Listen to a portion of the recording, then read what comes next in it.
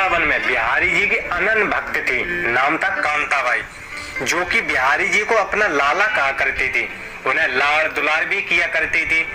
एक दिन वो बिहारी जी के दर्शन करके लौट ही रही थी तो उन्होंने क्या देखा कि लड्डू गोपाल की प्रतिमा बहुत प्यारी है और सोचते ही वो प्रतिमा उन्होंने ले भी ली और घर ले गई।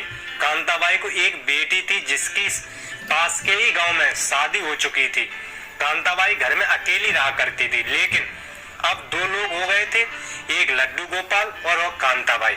लड्डू गोपाल को बड़े प्यार से रखा करती थी और दिन रात उनकी सेवा में लीन रहती थी।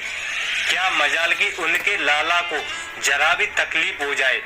एक दिन की बात है, कांताबाई अपने लाला को भोग लगाने के बाद, लाड़ दुलार करने के बाद विश्राम करवा दिया और खुद भी तनिक देर विश्राम करने लगी।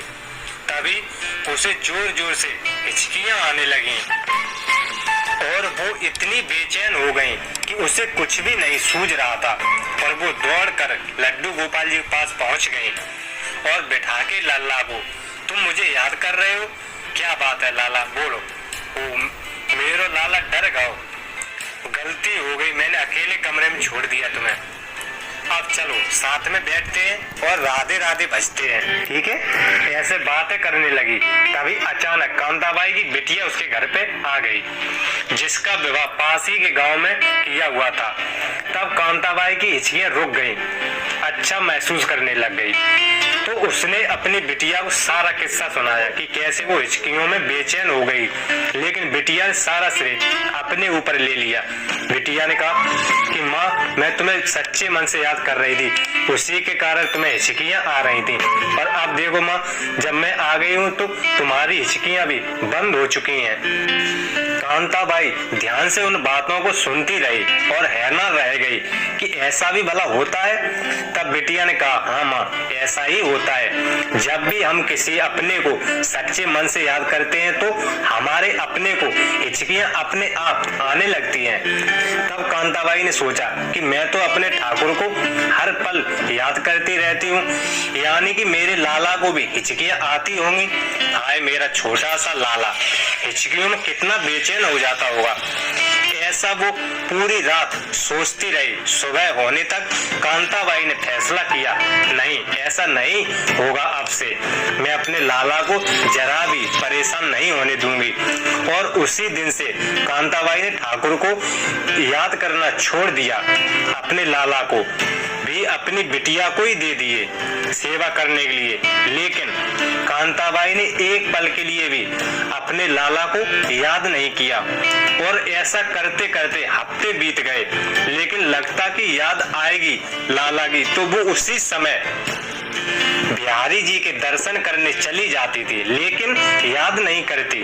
और फिर एक दिन जब कांताबाई सो रही थी तो साक्षात ठाकुर श्री बांके बिहारी जी कांताबाई के सपने में आते हैं और कांताबाई के पैर पकड़कर मैया ओ मैया ऐसा पुकारते हुए खुशी के आंसू रोने लगते हैं। कांताबाई फौरन जाग जाते हैं और उठकर राधे राधे करती हुए रोने लगती हैं और कहती हैं कि लाला मेरे प्रभु, आप तो उनको भी नहीं मिल पाते जो समाधि लगाकर निरंतर आपका ध्यान करते रहते हैं। फिर मैं पापन जिसने आपको याद भी करना छोड़ दिया, आप उसे दर्शन देने कैसे आ गए, मैं समझ नहीं पाई।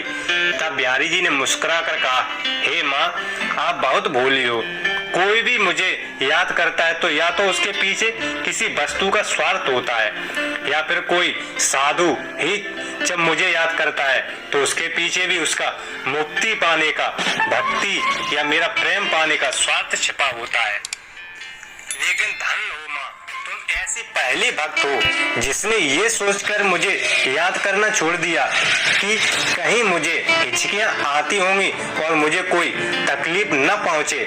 मैया, मुझे मेरी इतनी परवाह करने वाली माँ मैंने पहली बार देखी है। मैया, तुमने केवल प्रेम किया है, बस सुना है उसी समय बिहारी जी ने श्रेष्ठ भक्तों में गिनती होगी मैया तुम्हारी, ऐसा वरदान दिया। तभी कांताबाई अपने मिट्टी के शरीर को छोड़कर अपने लल्ला में ही लीन हो गईं।